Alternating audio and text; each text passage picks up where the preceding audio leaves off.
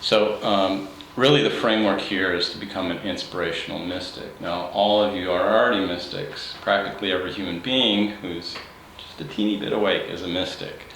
But there's something about connecting to this that, especially at this time on the planet, it seems we can use all the mystics that we can get. People who are plugged in and really downloading these energies. And this is really connected to an ancient sacred science. Joseph is one example. We could go into Sanskrit, we could probably take Latin and other languages, but Joseph is prominent because he is a visionary who has helped to form over 100 peace chambers on the planet. He's spoken to the UN. He's an unassuming, 76-year-old Tiwa holy man who's, he's gone into retirement. And now other people are coming forward to reinterpret his teachings for people who either haven't heard about Joseph before or who are interested in what Joseph was doing. That's part of this process here. So we're going to talk about the sacred, mystics and mysticism, the Tiwa language, maps of manifestation, 5 qualities of manifestation. Basically, the 5 qualities of manifestation are the 5 vowel sounds. These also equate to the Platonic solids. They equate to harmonics. The 5 elements. All of these things, and part of the map of self-discovery into mysticism and reality that you carry is the expressions on your digits. Why are there 10? Why are there 20 digits? Why did the Mayans count in 20s, for instance? They were plugging into the self-evident expression of the universe that you are, and using your own self as a conduit to go back into what the source is trying to communicate, what we are as human beings. And purification. So this is actually the first vowel sound. The first vowel sound is ah. So that's really our homework into the next week, is to work with ah. And ah has very many interesting qualities to it that we'll get into. Okay, the sacred. Mystical experience always brings us to the sacred, because mystical experience always brings us to an aspect of ourselves. And we are the sacred. We are an expression of that which is the universe. So when we connect to ourselves, we're connecting to the sacred. So what is sacred? That which is when in tune with its essence. If you are you, you are walking in the sacred. You're not walking according to somebody's idea of you, you're walking according to you. And when you're walking according to your essence, you're automatically in tune with the rest of the universe, into that harmony. And the interesting thing is that once you've established a harmonic or a connection to the rest of the universe, it's not just, I'm okay, you're okay. It's not just, I'm good now. It's that once you're in a resonant harmony with the universe, what the universe is about is not just existence, but it's about intelligence and communication and relationship. It's about those 5 qualities that we're going to get into. It's like as soon as you connect to the universe, this thing is right there saying, hi, we want to talk to you. We want to give you information. Why? Because we've been trying to express these concepts through different life forms, through consciousness for millions, billions of years. And once you walk into the sacred, you find crows, animals, deer, different things are showing up because they want to communicate with you. Just like people who talk to animals, right? So, and really what is the sacred? The last vowel sound, the oo sound, there are 2 vowels in Joseph's system that both relate to relatingness. One is which is his version of the E sound, and the other is oo. And oo, we'll get into the oo sound in class 5, but oo, even if you look at the letter, oo, it's a cup, it's a carrying vowel. And the primary thing that oo carries is beauty. And what beauty does is connect us to all things. So these are just all aspects of the sacred, and we'll get into these more as we go through the vowel sounds. But this is kind of our target, our frame of reference. When I approach a mystical experience, or when I want to cultivate inner awareness, I know that I'm touching something that's significant, because it's not just me. I've been created according to the same principles, the same harmonics that have created flowers and all these other beautiful things. So naturally I carry that too. Now, the reason we want to approach this through sound is because sound has some kind of ability to make a connection between two things that aren't necessarily even close to one another. We talk on the telephone. We can communicate through forms of sound. And the primary Hindu concept about creation is Nada Brahma, which is all creation is an emanation of sound. And it turns out the closer that science gets to understanding what's going on is the more they realize that these are principles of sound. So we will use chanting, and that's really what the course is to do, is to give you an understanding of what these vowels are doing, vowels and consonants, for you to use your own chant time. And I encourage you to play with it. Chanting could be chanting, or it could be chant singing, just a kind of spontaneous la la la la la la. And what's really powerful to me is lullabies. There's something about a simple lullaby, and we all have this connection that we feel towards children. And I remember my own times of singing lullabies or just making up tunes to my children, that there is something there that you connect with that's very beautiful and very relaxing. And it's that aspect of a human being that usually we only exercise in a lullaby. But what I found is that if you're in a silent space, you can experiment with singing lullabies or similar simple melodic songs to nature, to animals. And my experience has been you get into close relationships that are very unusual with these other beings when you open up in a very harmonic, a very peaceful, flowing type of way using your voice. So your voice is really this magical, literally a magical key that you carry to open up relationships between you and other aspects of the sacred.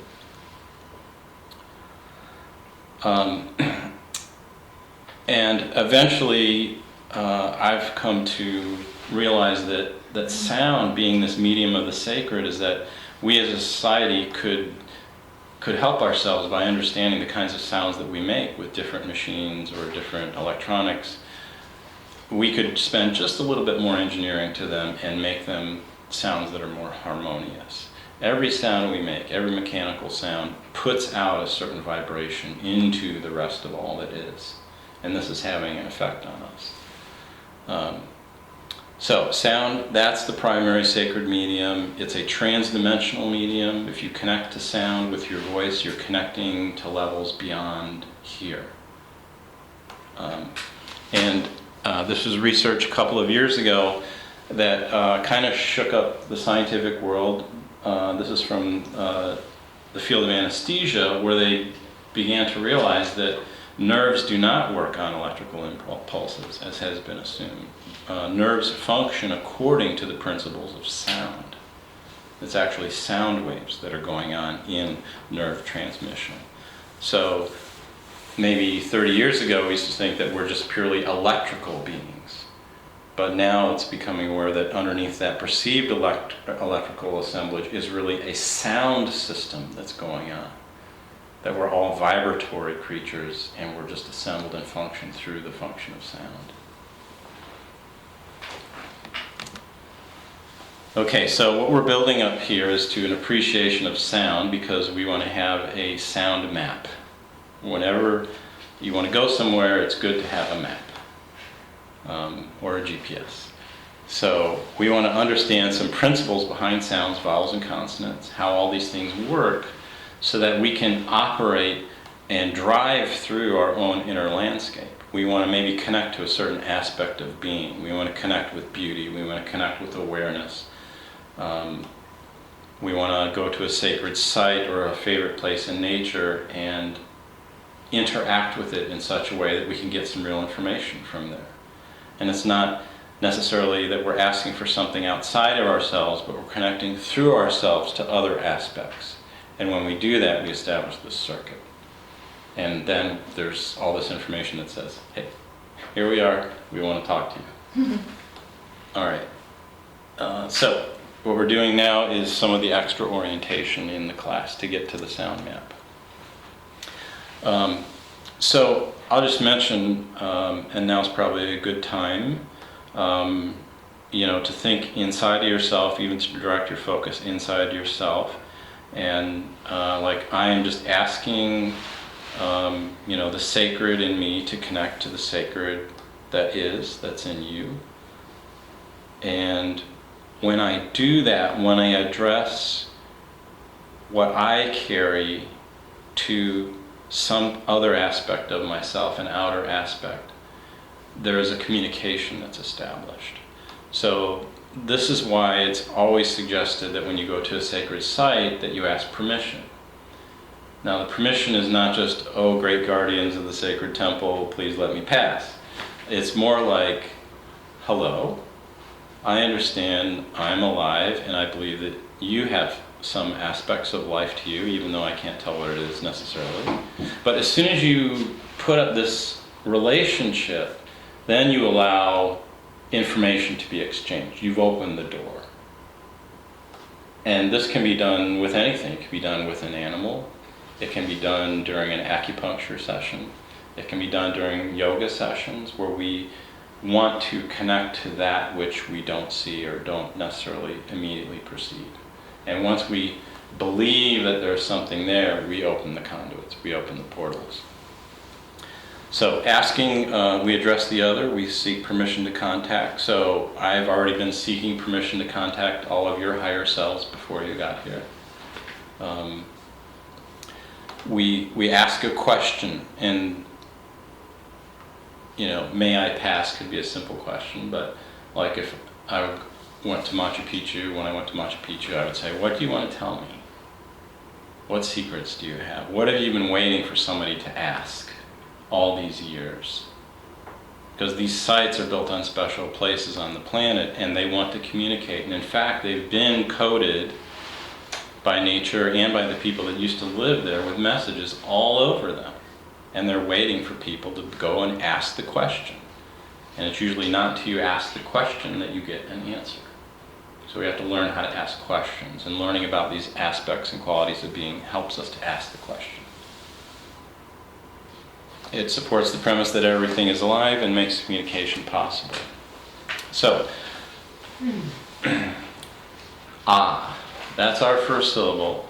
And this is also very important in Tibetan, even Bon Buddhism. Before Buddhism was brought into Tibet, it was a system, an indigenous system called Bon. And this is more of a shamanic practice.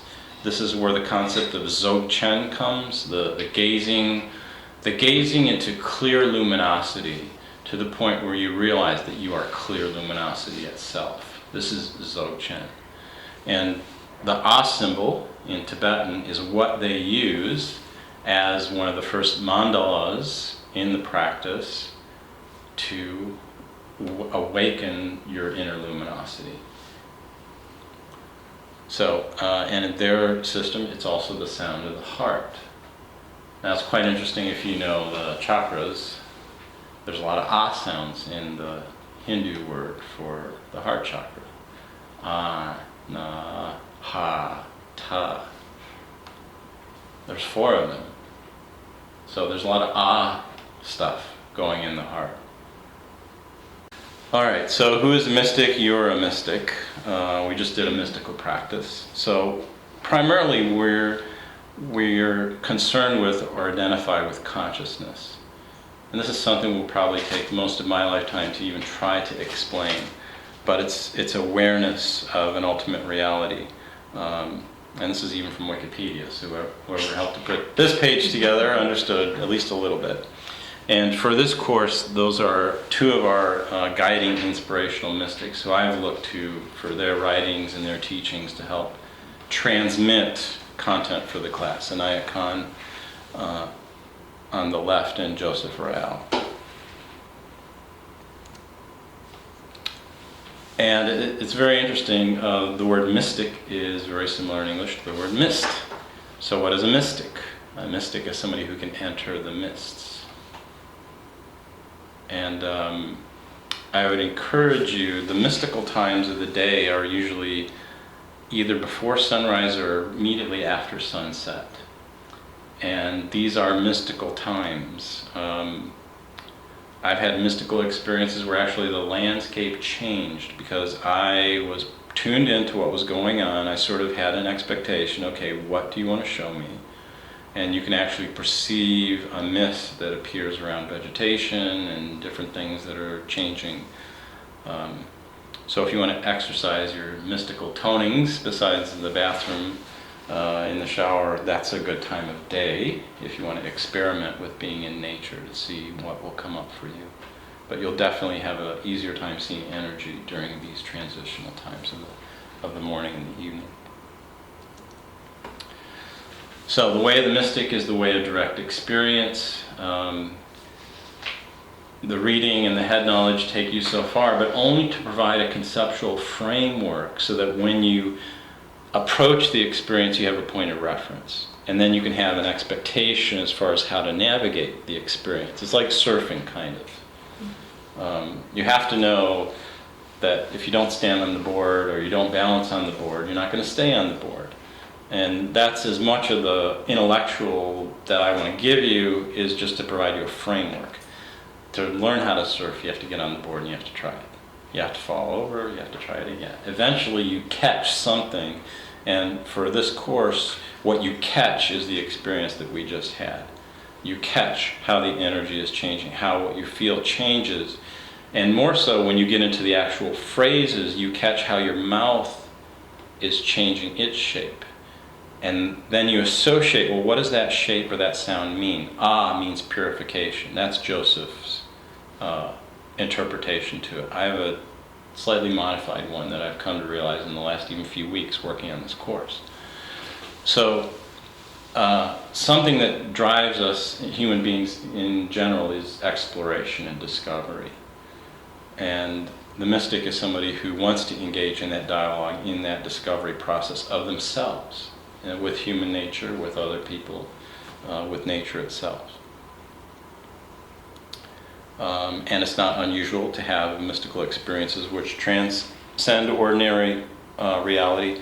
And one of the important things that Joseph brings out in his work is that the path of tuning into the sacred phrases or doing the dances is a path that feeds the soul. In his view, the main challenge that humanity has, or the main reason most people are unhappy, is because they don't engage in an activity that feeds their soul. And the primary food of the soul is light. And the way that we perceive light is through inspiration. So that's what the intention of the course is to do, is to have you self-serve, have you feed your own soul to connect to the realms of light. And Joseph says when somebody does that, they become a light to the whole planet. And they end up feeding other people. So there's a lot of tie-ins to different religious traditions in that that you can think of probably.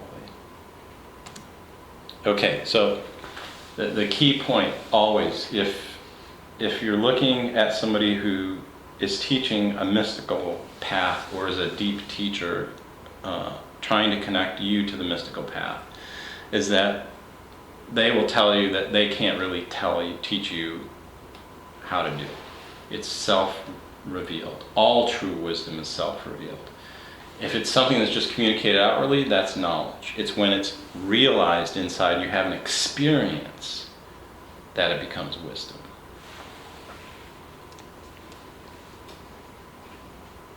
That's at Machu Picchu. Sunrise. Gallery and I were doing a little ceremony there. Did you sleep there? We slept down in Aguascalientes and then took the first or second bus up This is actually at the Intihuatana, which is called the hitching post of the sun. So we could talk about that maybe more later. So Anayat Khan, he is one of the inspirational persons behind the class because of how he looked at life, what his value systems were. And as I mentioned before, Joseph came in contact with Sufis when he was in college, the Marin County Sufis. He knew Shahabuddin less. Shahabuddin initiated him into Ziraat, and they were sharing stories. And so when you read Joseph's work, you read a lot of both Tiwa and Sufi-inspired thoughts. So what Anayat Khan did and what Joseph did was to view the path of peace as the ultimate path of mankind. It's like, if we can't get this right, then there's no point on trying to send people into outer space or anything else, because we're going to send the same problems that we have here out there. So he brought a universal form of Sufism. And in fact, we read recently in one of the Sufi communications that in Anayat Khan's view, they didn't even ask you when you became a Sufi what your religion was. It's like, that's totally your thing. And the Sufis were about just being together and doing these practices together and such. So turns out he was one of the most decorated court musicians in India. He was a master of the Veena and was the Tanzan of something, like he was just like, and he practically gave it all up because his Sufi teacher said, you need to go to the West. You need to take your message to the West and be a teacher. And we also read in that thing how in London, the Theosophists with Annie Besant, there was actually they had this feeling that there was a messianic figure that was appearing on the planet at the time. This was in the early 1900s. And half the folks thought that this person was Anayat Khan, a great world teacher. And the other half, who Annie took with her, and they finally decided, oh yeah, that it's Krishnamurti. But there was this great split because many people, Yogananda was there on the scene at this time, and then Vivekananda was coming in. There was all this, so you can just see this influx of this energy from the East trying to connect with the West. The British had gone down there, not in a good way, but the Indian culture, the Hindi culture came with all these gifts, all these sort of inner counters to what had happened to spirituality in the West. All of this fresh life came in, and then it happened again in the 60s when the Beatles went into India and all this stuff started going on. So these huge energetic waves have been occurring on the planet to try and bring these energies together. This was in the 50s? Which one? Well, let's see. The Krishnamurti, and then they were trying to figure out whether it was Anayat Khan. Yeah, that was in the earlier 1900s, Yeah. Around 1910 or so. Krishnamurti was very young at the time. So, in fact, it got so bad that he had to leave London and he moved his family to France because these different groups were vying for his attention, and the Muslims wanted him to stay only Muslim, and the Sufis, and just... Krishnamurti or Khan? Anayat Khan.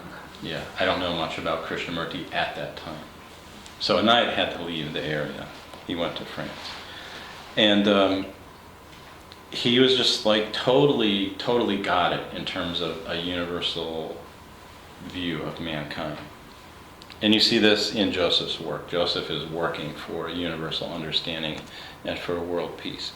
Anayat, here's the mystic speaking. There is one holy book, the sacred manuscript of nature, the only scripture that can enlighten the reader. So other than your own self, if you want to look for an outward validation of what is truth, you go to nature. Nature has all the lessons that you need. And you have a hawk land in your backyard. Yeah. There's one object of praise, the beauty which uplifts the heart of its worshiper through all aspects, from the seen to the unseen. So this is, the totally mystical aspect of Anayat Khan coming through. Now Joseph has a very interesting life. He was born in the Southern Ute Reservation in 1935. And it was actually his mother dying around the age of 7 or 8 that he went to live with his father's people, who were the Tiwa at Picaras Pueblo. And the Tiwa people give spiritual names to children in order to keep a certain vibration among the people. And there was a man who had passed before Joseph was born, whose name was Beautiful Painted Arrow, or in Tiwa, Shlut Koye. So they wanted or perceived that this vibration of Shlut Koye wanted to be among the people again. So that's how Joseph got his name. Beautiful Painted Arrow. It's really an energy that connects the beauty of the heavens to the earth, is what Beautiful Painted Arrow means. Shlut Koye. And as we get into Tiwa, Shlut Koye is, in Tiwa there are only verbs, and Shlut Koye is the sound that an arrow makes when it's released from the quiver, flies through the air and hits the target. So all of these Tiwa words are bridging words, they're connecting words, they're energy that's in motion. It's one thing that joins another, or one thing that moves to another. It's actually that action of communication or movement that the word Beautiful Painted Arrow means. So Joseph was a communicator of beauty to come to the planet. In 1983, he had a vision to build peace chambers. Some beings came to him, told him to do this. He didn't believe it, and a few years later they came again and said, "Why haven't you started making your peace chambers, Joseph?" And then he started making the peace chambers, and all these synchronistic events came around, people with money and people with time, and they just, these peace chambers are all over everywhere. They're all over Europe and Australia and all over the planet. Closest ones to here being in Saxapaw, and then further out in Swannanoa, and then beyond that in Seymour, Tennessee, and then they go up the eastern seaboard, and they're in Colorado and everywhere. This one's from Swannanoa. These are, in some designs, very much like kivas, places that these people would go to pray and to chant primarily. In their ceremonies they would chant. He's the founder of dances of transformation. Basically, when he had visions and he was shown to do things, he would carry them out. And he's brought forth a long dance, which is an all-night dance, a drum dance, which is like a 2 to 3 day dance, a sun moon dance, it's a 4-day dance, the dance that I do. And then I think there's one other dance. But these are things that in addition to his teachings, that he brought forth for you to use your body. Because really, to get into inspiration requires movement. And this is actually a foundational Tiwa principle. The Tiwa phrase for the creator or for the divine is Wa Ma Chi. And Wa Ma Chi stands for the actions of breath, matter, and movement. So in order to crack into the Tiwa understanding, you need to use your body. You need to move. And he did connect with the Marin County Sufis, and he did sweat lodges, ceremonies with them, and initiated them, and he was initiated by them into their system and all that stuff. So, so here's some of Joseph's mystical speaking. My vision is that through sound we will bring about peace and other important vibrations. Sound can teach us a way to create without destruction. Sorry about that. A little silence. Somebody wants to connect with me right now. When you dance, you're expanding the vibrations of insight and manifestation. Every dance, every ceremony is both for you and for the cosmos. So that's why Joseph says any achievement that any human being makes, if we were talking about Rupert Sheldrake and the morphogenetic field, we would then say that achievement is available because it's in the field. And I was just listening the other day to somebody talking about how these great scientific achievements in the past however many hundreds of years, it's not just one person going along and inventing, say, the telegraph. Like 5 people invented that at the same time. Mm-hmm. Different researchers all are stumbling onto the same, and coming up with the same idea, the same inspiration, and making the same thing at the same time.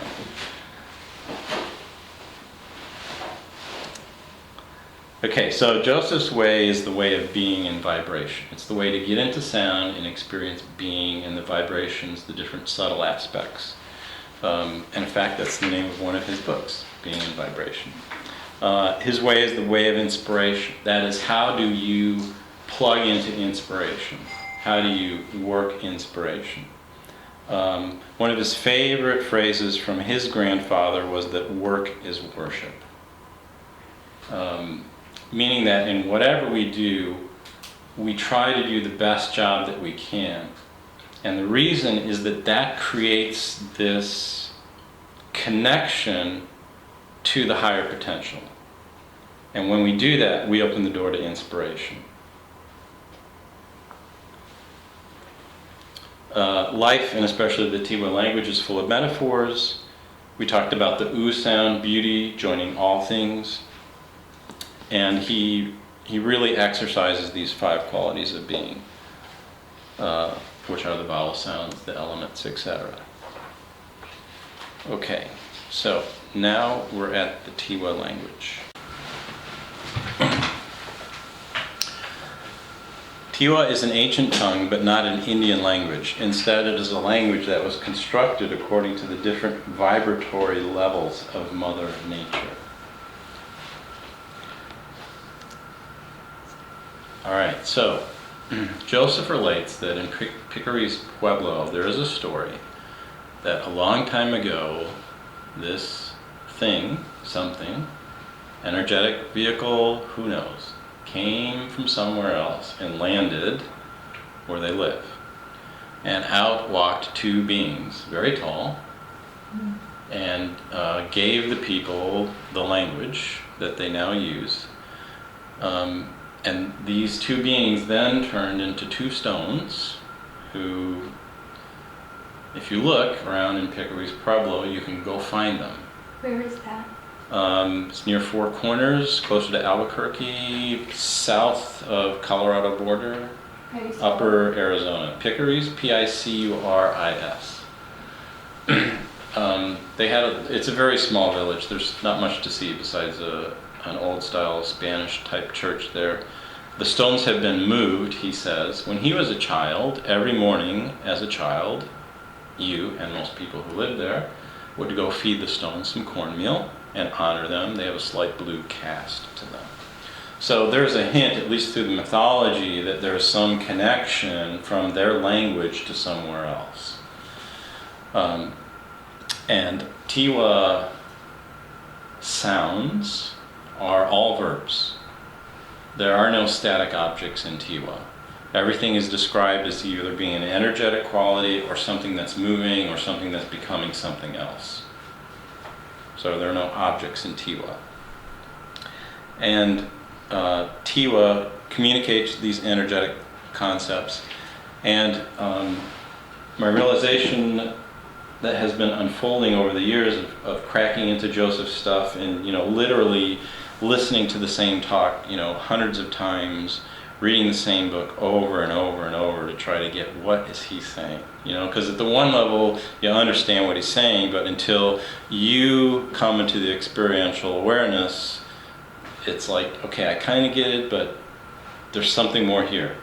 So finally these breakthroughs about Tiwa actually communicating at the level of describing and transmitting realities, that awareness through some of these Tiwa phrases came while preparing for this course. It's like I finally got, okay, I know what they're doing, at least to a certain extent. And this is the phrase that cracked it open for me. Na me ne. Now, in Tiwa, there's a concept that the earth or the land is the vast self. That because we move on it and we walk on it, and that from our perspective, all of whatever planes of existence that are, their first step to get there is from here, right? This is a reference point. You have to start somewhere to go to somewhere else. And our starting point from the aspect of the self is this land, the land that we're on. So you can already see in a Native American philosophy, part of the reason the land is so important is because it's your sacred frame of reference to everything else that exists. Now, Joseph always uses the term the vast self. The land is your connection to the vast self, or the land represents the vast self. So, this is where we're starting to get into sacred phraseology and really understanding the coding that's in this sacred language. And it's very similar to Hindu, to Hawaiian, to many other languages that I've looked at. How Joseph came into these realizations is not just the Tiwa teachings that he was given, but when he was born, he learned Ute. And he learned Ute until about 6 or 7, with a little English. When his mom died around 7 or 8 years old, and he moved to the Tiwa, at the same time, he had to learn Tiwa, Spanish, and English. So what Joseph was doing was saying these same words in the different languages over and over again. He says he would sit at a table and just like sit there and go, table, table, table. So he was paying attention. Just like I suggested earlier with the counting 1, 2, 3, 4, 5, that you pay attention to what your mouth is doing. And Joseph would spend hours saying spoon, spoon, spoon. And as he was doing this, he was not only learning the language he was trying to learn, but he was realizing an inner process that was going on with the consonants and with the vowels. So,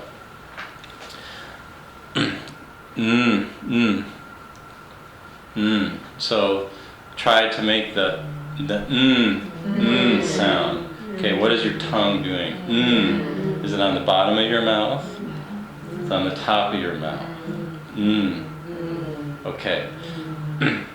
Joseph said that English is a language that was put together to describe things in a very technical way. We don't really think of English as being a sacred language because it's not really used that way. Most of our words in English do not represent sacred concepts. However, whoever was behind the evolution of these letters understood some principles that are related to common truths, whether consciously or unconsciously.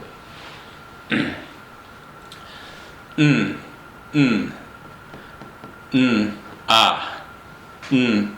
Ah. Eh. This word is na, me, ne. But to get into what this word is communicating to us, we have to slow it down and get into this word. So, na, me, ne. Go ahead and try that a couple times. Na, Me, ne. Na, me, ne. Okay, so these 3 syllables translate to these 3 concepts.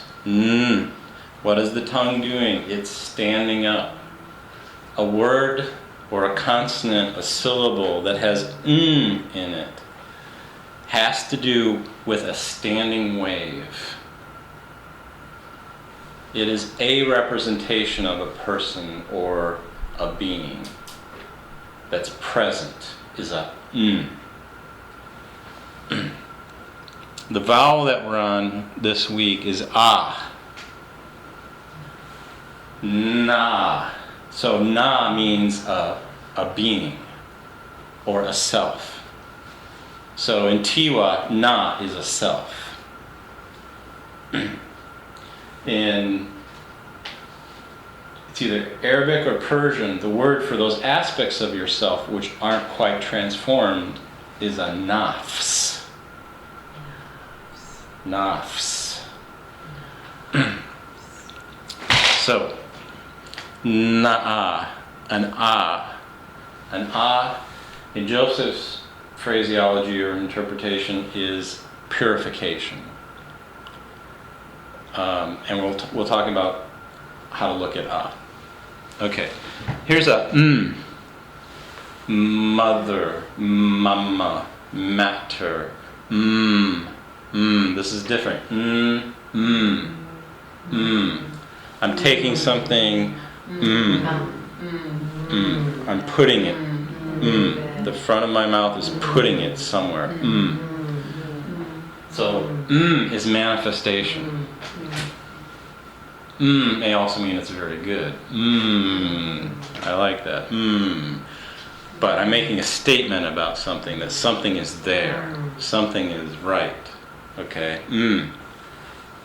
Na, a being, is moving, and you could think of other words for moving. The reason that this is movement, it's a self that has started, but it's relating to something else. As we'll see next week, we'll spend more time on it. Is relationship. It's how we relate to something.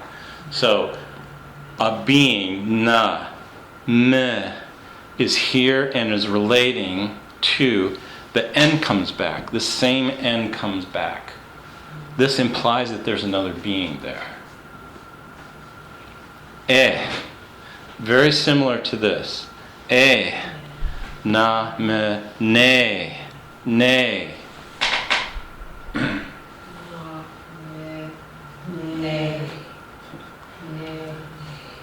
Okay, so I think you can begin to see that with some understanding of what the vowels and the consonants are doing, that you can take this as homework and chase this and say, show me what is na, me, ne.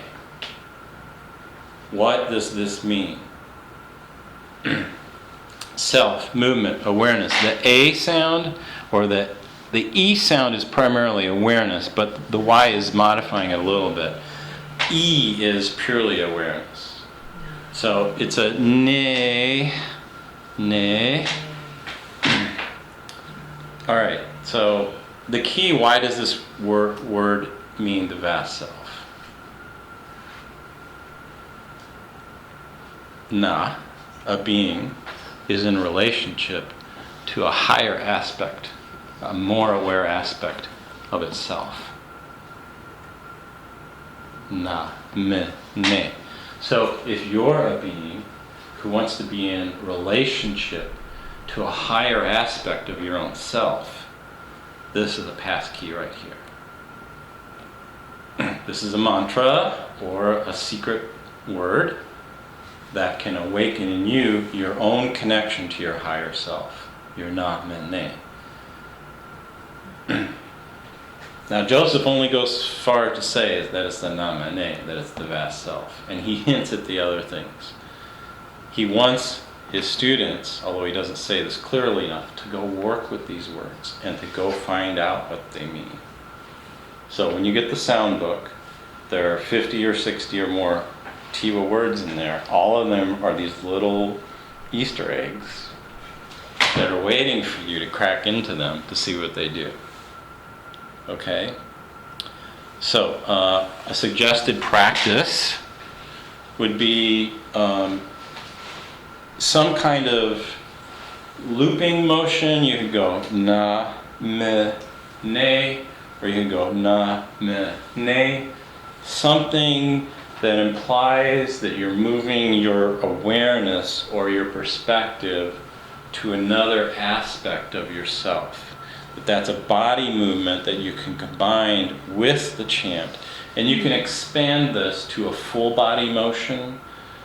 You could, however you want to work this, yogically, qigong-wise, blend this in and use Namane as this passcode, because the movement helps to take this and put some meat behind it. It puts some oomph behind the realization when you use movement.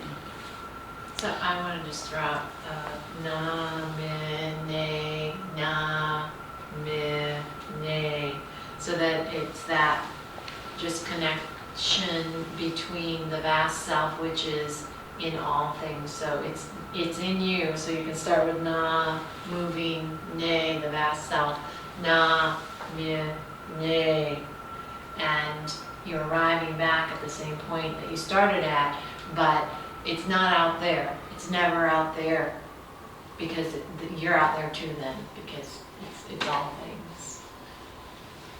It's never, or both, or however you want to look at it. It's all of it. Yeah. Yeah. Yeah. Okay. All right. So, namine, one word. Does this remind anybody of a Hindi word? Namaste. Namaste. Woo! He hasn't even been in my class yet. And what does namaste mean? The light of me acknowledges. I connect, I acknowledge the being, right? Yeah. My belief is that there was a common sacred language on the planet, and there are traces of this scattered through different cultures. But this na, ma, ne, and na, ma, stay, still the same ending, even though the last part of it changes. These are connecting the same principles, regardless of the culture. That's why I'm saying when you learn what these sounds, what these energies, these are really energies. And these energies are coded in you, in your language. So your mouth was this library of things waiting for you to become conscious of exactly what's going on. Slow down, pay attention to.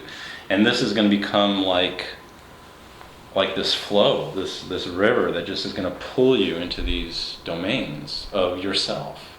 They're not domains of something else other than you. You're unlocking your own. That's what a mystic does. You're unlocking your own inner. And that's in the Whole Foods talk, what I talked about, this great turn is to reorient from looking at something outside of you to looking at those aspects that you already carry. And once you do that, then the acceleration occurs. You begin to perceive these things more and more and more. Nadi, the standing columnar wave. The Na. nadis. Mm-hmm. Nadis, The nadi. The Mm-hmm. That's right. chakra system, Mm-hmm. Mm-hmm. same as well. And the D, the vertical part, or the part of what led you to the vertical aspect of it, besides the fact that the nadis are coursing up and down, is the E. The E is awareness. The nadi. I don't know what that is. The nadis. The nadis are nodes that exist in your body. There are, I don't know, 100, more than lots and lots, but we recognize the chakra system, the 7 or the 12, and those are nadis. So you're familiar with those. Okay. Nadis. Yeah. All right. N-A-D-E, right? N-A-D-I? Yeah. Nadi. So to speak. I don't know what that is, but Nadis is musical. Ah. Mhm. Interesting. And Shiva's bull is called Nandi. Nandi. So is Shiva's bull really a bull? Well, Shiva's bull is considered the way to communicate to Shiva. Mm-hmm. So it's that relationship. Mm-hmm. Mm-hmm. And then I'll just throw another one out, Namahai. So, Namah. Namaha. The higher, the vast, the great. All right. So I want to briefly explain now, realizing that Tiwa is this language that's got a lot of stuff going on. How do the Tiwa view the world? What's the process of the world according to the Tiwa?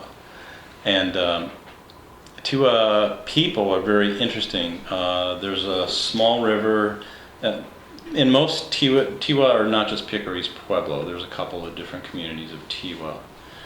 But what's very common is that you have summer people and winter people.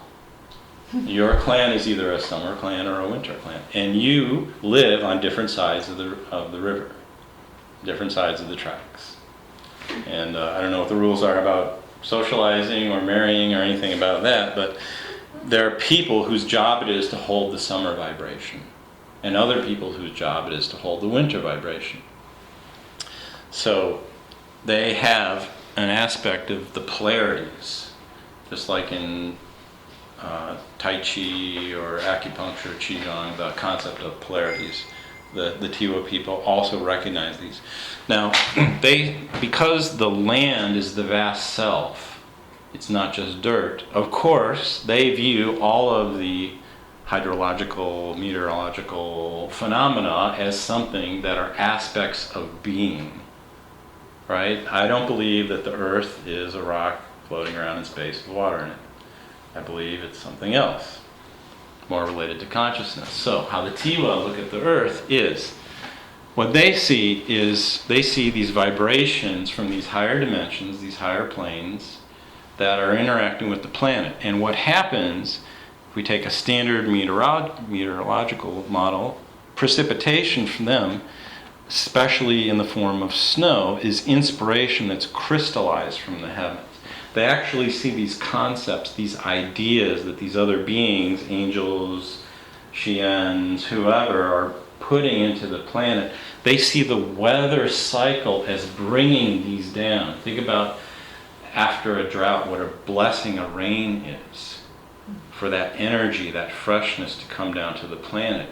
These are energies that are not just water that's evaporated and now it's back. There is some interaction that we don't understand that's been going on up in the sky.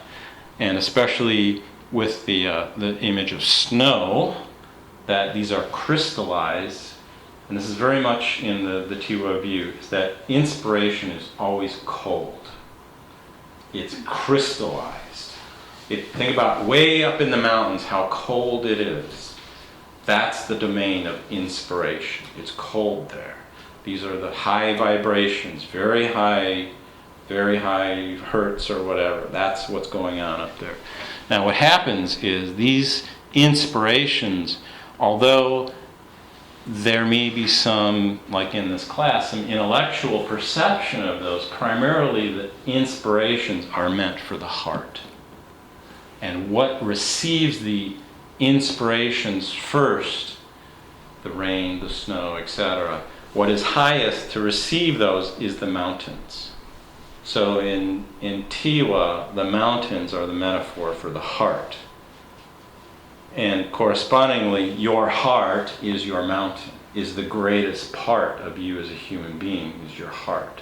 It's the highest thing that you have that can rise up to meet the inspirations that are coming to you from within, without, however you want to envision that. So the heart center receives the inspiration. Now down here is the vast self. What happens then, the snow melts. And Joseph said this is part of the reason that the native people were so concerned about the watersheds, that they had to be kept clean. You didn't let animals, you didn't kill animals up there, you didn't let anybody pollute the watersheds. Is that the inspirations, they come down the planet and they come down here and they come into the rivers. And the rivers and the lakes and the oceans, by the time this happens, they are consciousness resting. This consciousness that came down as inspirations was met by the heart of the planet. Then in the springtime becomes the runoff, the melt. These are ideas and inspirations. They're really aspects of being or consciousness. This is the being of light now, and that's what water is in Tiwa concept. If you were to take water and put it in a bowl, it's very common that you would do a ceremony with water in the bowl. And Joseph says this is how children were taught to awaken their mystical intuition, is that they would take a bowl of water, you would give it to a little child, and you would say, sing a song to this bowl of water. And the children were actually leading the ceremonies that the whole village was a part of, because they understood that the children were plugged in and that their hearts and their perceptive abilities were still open. So they would connect to the water, and when water is placed in a bowl like that, water is the being of light, because it is something that has gone through this process and come down through the mountain heart center. So this being is here. So you can view this as also a personal map, that we receive inspirations, the inspirations come into us, Now something has to happen. We can gestate them for a long time, but there's something that we should do now.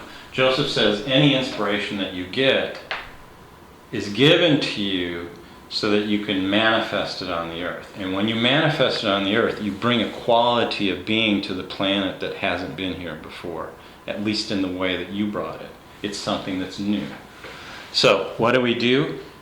We use movement. That's how we take all of this potential that's here and we gift it back into the cycle of the universe, is we do something. We have to move it.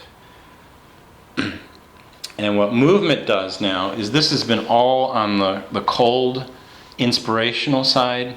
This is sort of an intermediate side. It's now water. And now what happens is we use movement to heat up. And personally in the dances, you heat your body up. You sweat.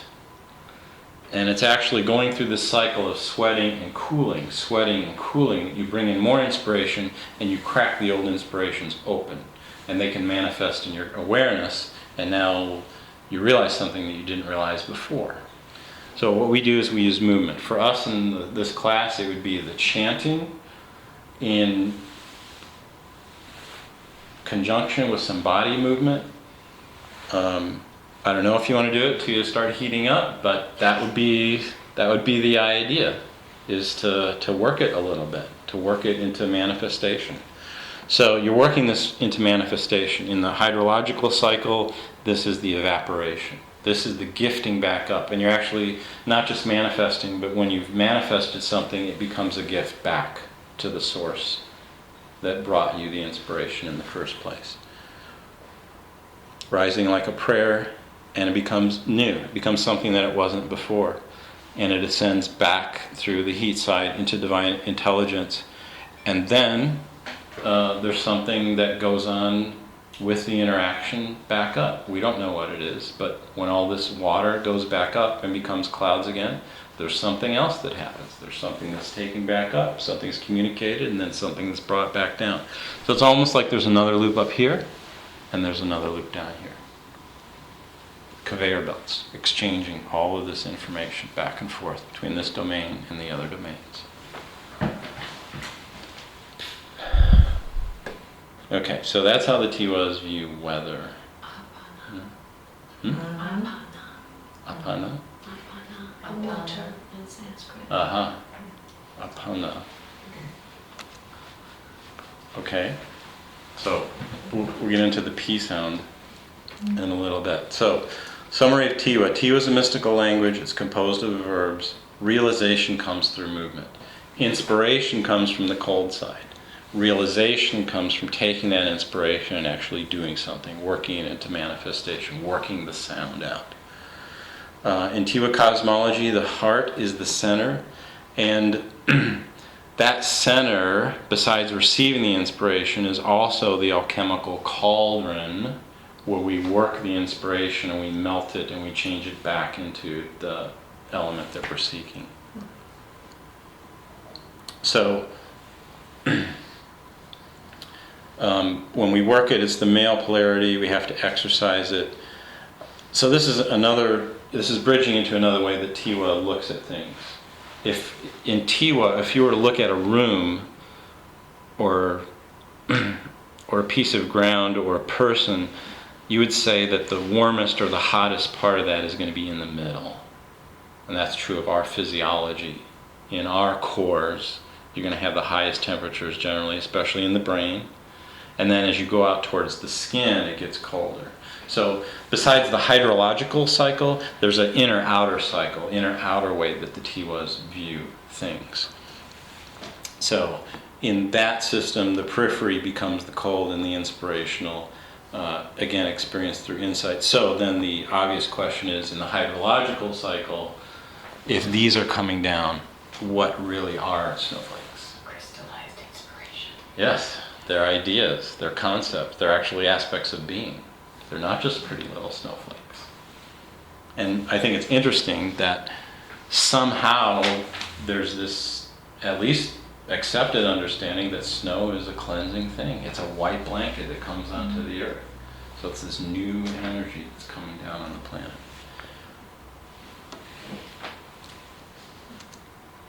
Okay. All right, so now we're going to drive off a precipice into Tiwa cosmology. This is called the House of Shattering Light. Interestingly, I don't know if Joseph got this from the Sufis or if they both had it simultaneously, but this idea is also known among the Sufis and a number of other traditions also.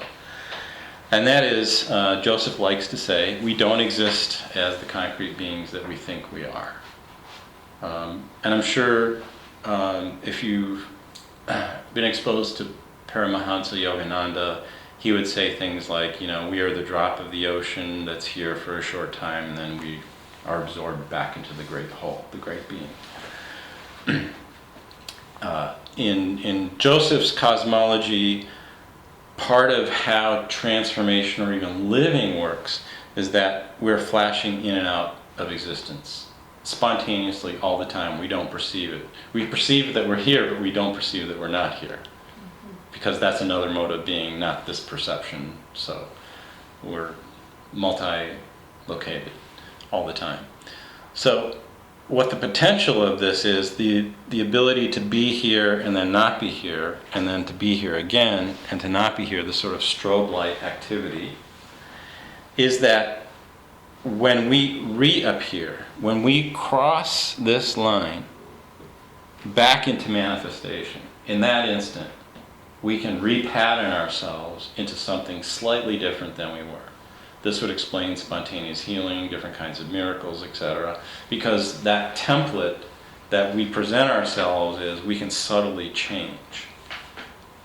And this process of light flashing is what Joseph calls the house of shattering light, because it's the light that you think is there and then it's not there. It's shattered. It's gone somewhere else, and then all of a sudden it's there again.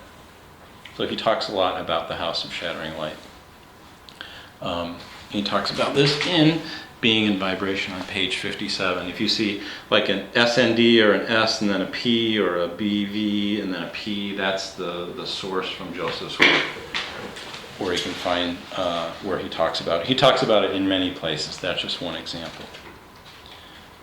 All right, so this is part of the reason that any kind of a mystical practice, especially this chanting, is so powerful. Because you're working this cycle, and because you're working it consciously, and you know what the words mean, what the principle behind it is, you're applying sound into the domain of sound, and you can add qualities or enhance qualities. And that's really what Joseph's work is about, especially the sound aspect, is about calling yourself into being. And not only is the intention that you're calling yourself into being, but you're calling all of self into being. Again, anytime you have any little effect on yourself vibrationally, you're affecting everyone around you. You're affecting all of existence. All right, another Tiwa word. Again, we're focused on the ah sound. Ba, chu. So again, it's not my legs, it's my ability to have movement. My ba, chu. So, the ba, ba,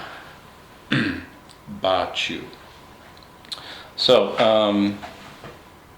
ba, ba, ba. What's happening? Ba. There's an emission. Ba. There's something coming out. Ba. And both of the lips are involved, not just in the or it's primarily the top one pressing into the bottom. Ba. There's movement coming out of both. So this consonant implies there's a start of something.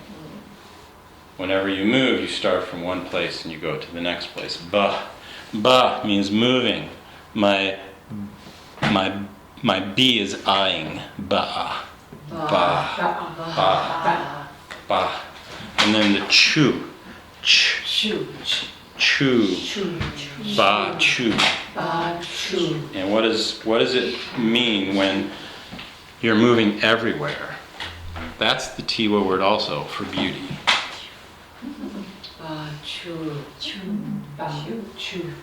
Because when I move, I am beauty. I see beauty, I connect to beauty.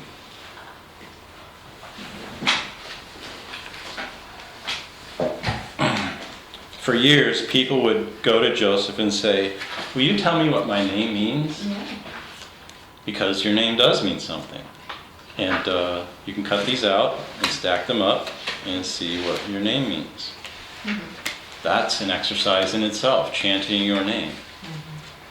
It's a very powerful exercise, actually. Slow it down and get into what your name means and see if that matches aspects of your personality, how it does or maybe how it doesn't.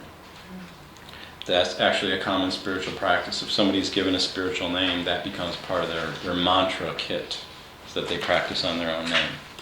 All right, Bachu, that's another word that you can use. If you want to connect with beauty, you might want to have some flowers in front of you or go to a place that's beautiful. And what your goal is, you want to connect with the beauty inside of you, the beauty that you carry. You can use Bachu as that phrase. Bachu. Okay, here's another word. Pa. Pa. Pa. It's like ba, but it's slightly different. Pa. Pa. Pa. I'm looking for my pa. Pa is the heart center. It also stands for sunset. Pa. Pa. So pa is the pulsing heart that purifies. Pa stands for the heart. Pa. And is to purify. Pa. Pa. So if you were looking for a practice to purify your heart, or to strengthen the purity of the heart, that's another practice you could do. Again, with head movement, maybe some motions to the heart, pa, pa, however you want to do it, to mix in movement, stretching, all right? All right. Another Tiwa word, ta-chi-hu. Ta-chi-hu. Ta-chi-hu. There's a practice that you can do for this is to actually walk and say ta-chi-hu to yourself. And you can hold a concept or an idea or an inspiration of something that you would like to develop in your life or manifest in your life. Because what the T's and G's are very interesting because they're all over in many cultures related to sacred phrases. What a it's like a but it's the tongue is involved, whereas in the tongue is not so involved.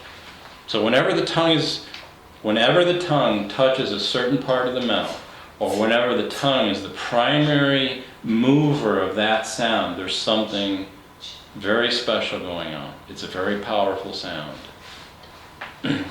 Like an L, like Allah or El. The tongue is touching the top of the mouth. El. There's something very powerful in an L sound. Love. Light. That is a connector. You can see that's a connector from one level to another. Light. Love. All right, so this is a plowing energy. This takes, you can think about this if you're involved in healing and you want to break energy. Is a sound that you can move to break an energy or a block that's in your life. You can plow through it. Or to seed. It means you're taking what's there and you're changing it. You're opening it up. Ta, chi. Chi is one of the core words. Wama chi is the Tiwa phrase for Great Spirit, for the Divine Source. Chi, like in Qigong, many of these phrases are polycultural, many cultures. This is movement. And hu is in many cultures. It represents the divine sound. Tiwa says hu is the closest sound that there is to the divine being. Hu. Hu.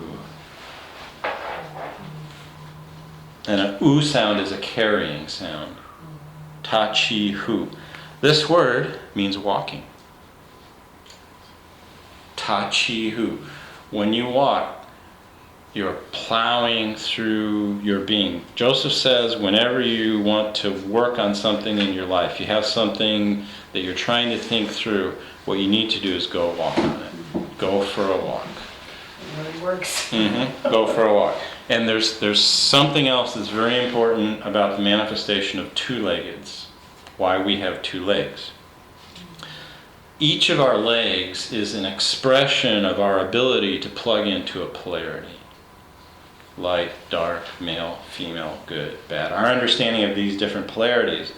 And Joseph said the reason that we're on the planet right now is that there is a need for beings that can work with these polarities and balance them out. So our walking is a symbol of a sacred function that two legs have on the planet to balance the energies that are here.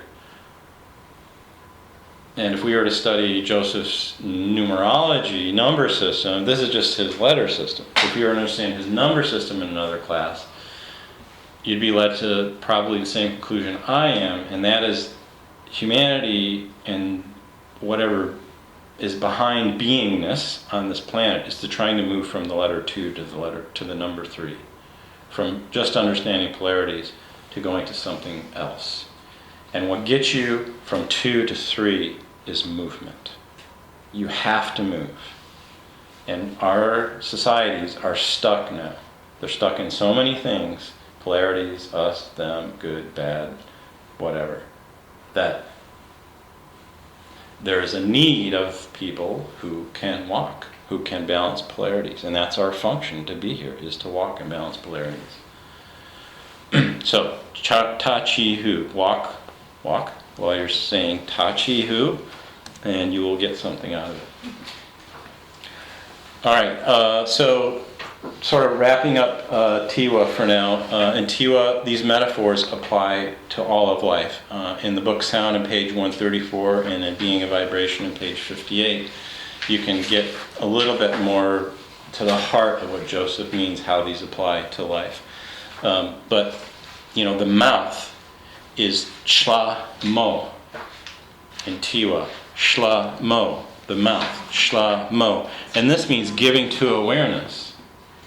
So in Tiwa, they're telling you your mouth is something that is given to you to access awareness.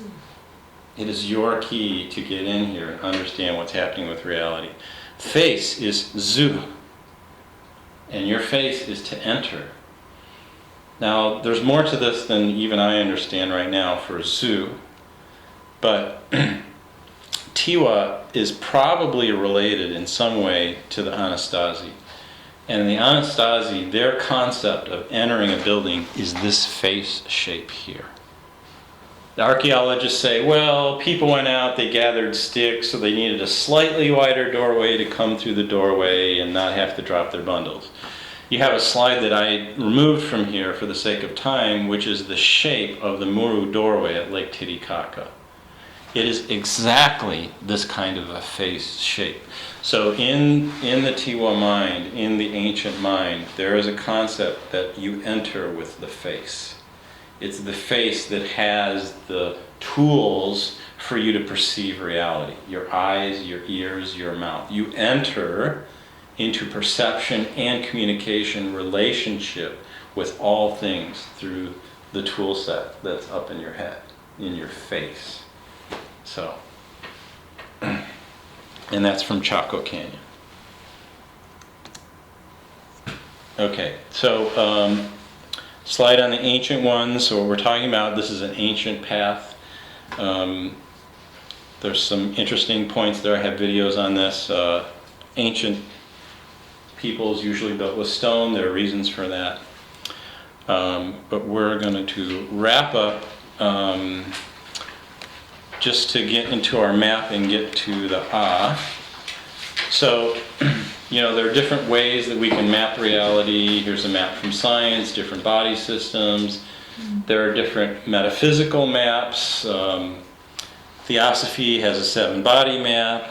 Taoism, there's yin and yang map. In Ayurveda, there's the gunas map. And interestingly, each of the sounds in Aum is associated to one of the gunas. So there are different ways you can slice and dice reality. And you can work with each system. Here you can work with polarities, you can work with Ayurveda.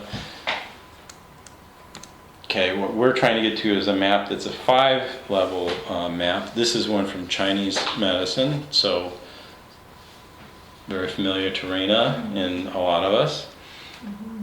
And we're looking at a similar 5-elemental map. Nayat Khan spoke of a map of looking at the body. Physical, this is the body, and then this is the way it experiences life in that body. So the physical body experiences sensation, the emotional body experiences feeling, the mental body experiences thought, the moral body experiences relationships, and then the spiritual body experiences inspiration.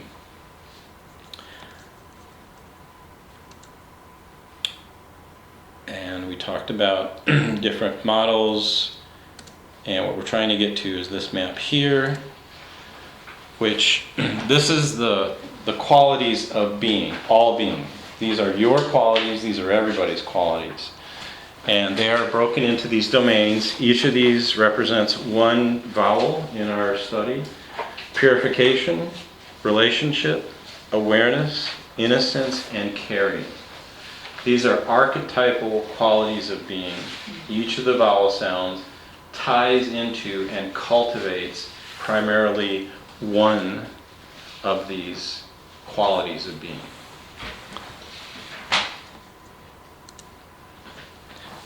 They also have a strong association to the elements.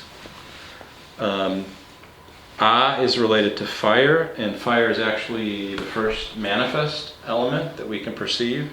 This is why fires and candles are often used in ceremonies, because they open a connection to the other domains, other realms. So fire, purification. Earth, relationship. Air, awareness.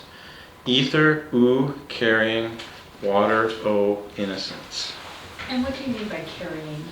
Carrying, think about even carrying a baby, carrying stuff on your back, because ether is some kind of a superstructure, a scaffolding, a framework around all of manifestation, that it has to be in place first. And then it has the ability to carry or to hold all of the other elements. Yes, it's kind of like an element. And when we say who as being one of the divine phrases, it's the ability to carry or hold the divine. Okay. Yeah.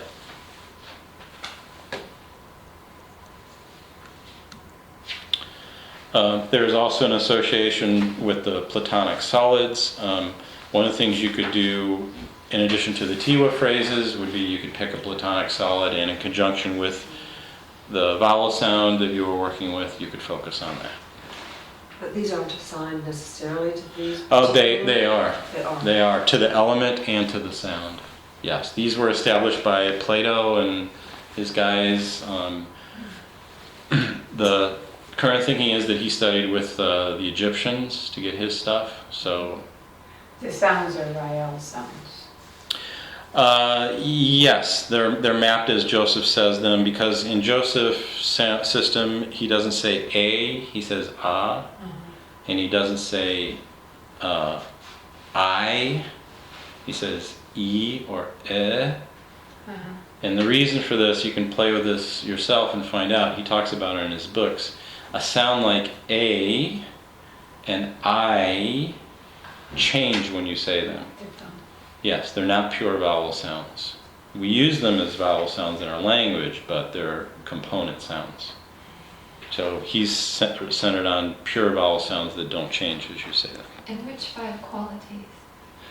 So you would have to go back to the previous slide if you wanted to see, They're it's the like, same. yeah, there's a mapping between water and fire, and these were established by Plato. So this should be fire because it's the tetrahedron. Q is earth, Yeah, octahedron is air, dodecahedron is ether, Yeah. hexahedron is water. Yeah.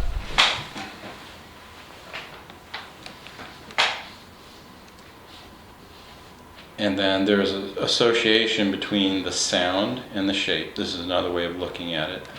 And part of what we're interested in is, how similar or different is the shape that the mouth is generating for each sound. And in English, there happens to be a correspondence between the shape of the letter of the vowel and what your mouth is doing. Ah is ah, an open sound. O. Letter O is drawn like an O. Ooh or you, ooh, feels more like a cup, feels like a carrying sound.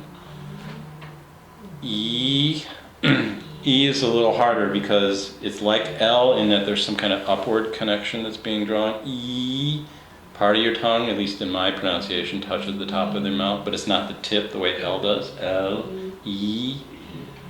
So when you get words like Elohim, which are dancing the tongue up, there's a suggestion right there, even if you don't know what Elohim means, that there's some kind of high energy that's being connected. There's an upward movement inside of the mouth. Okay, so that's the model again, putting ether where it would go normally in the center, putting each of the elements in its directional, so there's a direction associated, east, south, west, and north also. So these are multiple mandalas that you can look at through different interpretations. And so for your homework, the theme is purification.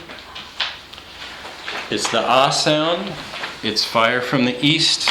It's the rising sun of the fire in the east. It's the sound of the heart. The Tibetans use it to generate compassion.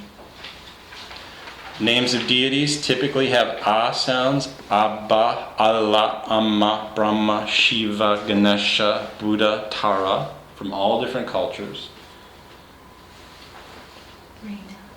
Reina. All right, so we're going to wrap up here, but I think we can finish the slides easily in a couple minutes.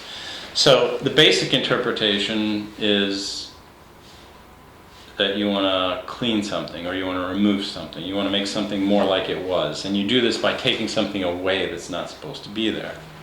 All right, different ways you can do that. Now, in more of the mystical view, what you're really trying to do here is to assert the true essence of what it is. You want to strengthen what is there rather than just thinking about taking out what doesn't belong there. Because if you strengthen the natural tone, what doesn't belong is not going to thrive. What will thrive is the natural tone that belongs as part of the system. So in purification, we don't want to focus so much on what we want to get rid of, but we want to strengthen the qualities that should be there, right? That's a more powerful way because you're getting behind the nature of what's going on. You're not focused on this little thing you don't want. So we want to support the natural tone. It's also strongly associated with transfiguration, to strengthen the qualities that are there. And not only do you strengthen them, but because you've had a conscious involvement in this healing or alignment process, more of the quality has been brought forward in the same process. You've raised your being up to a higher level. You've added new qualities. Just like in the cosmological chart from the Tiwa, when the inspiration goes through, you've done your chanting, something new has come about. You've gotten a little bit deeper into your core, found out something else about your mystical self. And somehow amplified. Exactly, exactly. So when Joseph talks about it in his books, he says purification. But in the last couple of weeks, I'm leaning more towards refining as being more core, pure meaning of what the ah sound is about. It's about refining, about really bringing out the core nature of something that's there. And that's why the fire analogy is so appropriate. It helps you to refine what you're working on. Element is fire. It's the first element to come into manifestation. The sound is ah. There is an elemental breath. Gallery. The elemental breath for fire. In through the mouth, out through the nose. So you breathe in through the mouth. And you have to create your lips so that you're not whistling, but they're somewhat rounded. So in through the mouth, out through the nose. And my invitation would be to balance your inhalation with your exhalation and not to push the breath, but to let it naturally expand. So you'll find when you start, maybe the breath is small and shallow, but as you continue to practice with the elemental breath, it will become broader, vaster. You'll have more access.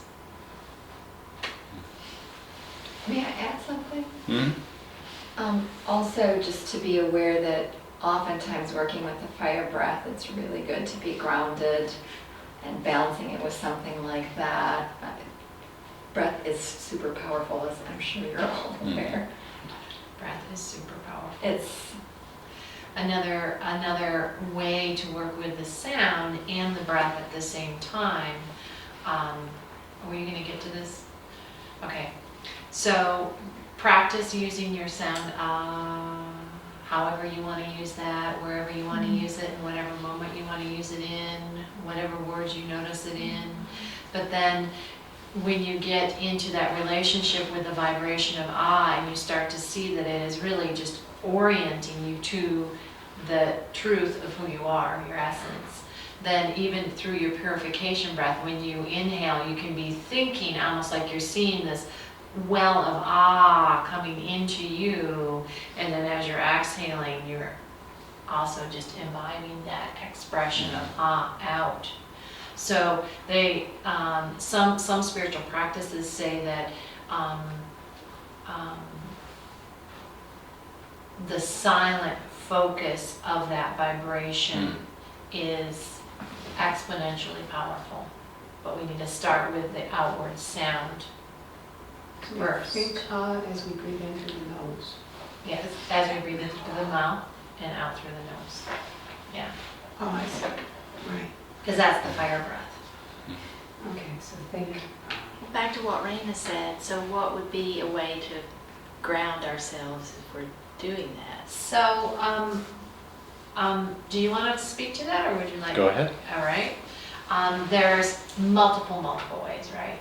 One of the most simple and basic ways is if you're alone and you can do it, take your shoes off and you know, do the practice, but get very conscious of your feet. You know, touch your feet, massage your feet, find your bones, find that solidness of being, right? Another one is to do it while, you know, just be aware. Do it while you're moving. Do it while you're walking in nature. Lying on the ground. Belly down is probably about as grounded and as rooted as you can get. Seriously. On the earth, belly down. Like if you're really like out there floating away, belly down on the earth is fabulous. What would you want to add to that? And I think what we've used in yoga, the earth breath in through the nose, out through the nose, if you start, you know, especially if you feel lightheaded or like you're getting too out there. I mean, every single one you talked about, but And if you need extra grounding, you could also grab a stone, Yeah. a piece of Oh my hematite, goodness. or anything. Stone, eating a sip of water. stones in the hand. Another one is, again, this is kind of like you just don't do this when you're at work, but you know, going out and connecting to a tree. If you can embrace the tree or just put your hand on the tree.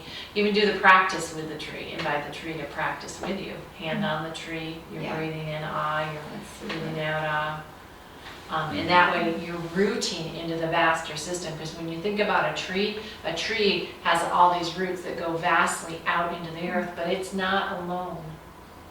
All of the other roots of all the other trees are, I like to look at it as they're embracing one another. So there's a real opportunity for you to tap into that stability. And you can travel the roots too when you're touching Yeah. a tree. You can move your consciousness through the roots. Yeah. So that's good. Thank you. Also mudra, middle finger to thumb. And this can be with ah or na, min, ne. You know, you can use any of the mantras, any of the phrases that we laid out on the slides as part of your practice. And really play with that, Mhm. because it's not just, you know, we see this in pictures, we see this in movies, but really play with it. Just take that time to understand. Go ahead and talk about go ahead and talk about what that energy is, thumb to middle finger, so that they have a context. Fire. Earth, water, fire, air, ether. So again, you're mapped. Earth, water, fire would be middle finger. So there's different ways you can do this. You can one high, one low, facing each other, interlocked, you know, just play with it, however you want to do it.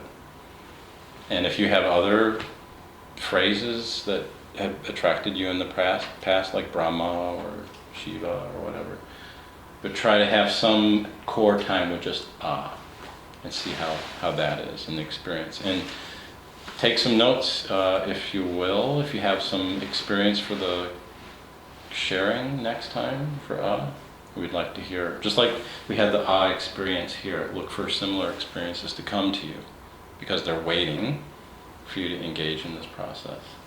So earth, water, fire, air. Mhm. ether. Yeah. Thank you. Also, because Fire Center is here, if you want to try to do any rotation around the waist, could be just simple you know, however you want to try that, or maybe it's contraction and expansion around the waist. Different ways to play with it. Come to yoga, I'll find you some for you. What about cat? Yeah, that's great. Different ways to work with fire.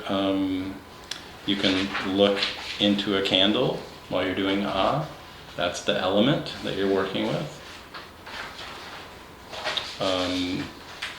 Other notes there. Okay, we did an in-class practice. Oh, well, go back to, I just want to say something I saw flash on that, can I? Quickly. All right, and that is that before you do the practice, check in and just, where are you? What's your gauge? What's your mindset? What, you know, is your mind racing? Is your body uncomfortable? Mm-hmm. Do your practice, check in with your body again, because this is about embodying the vibration, and you will just notice what you notice.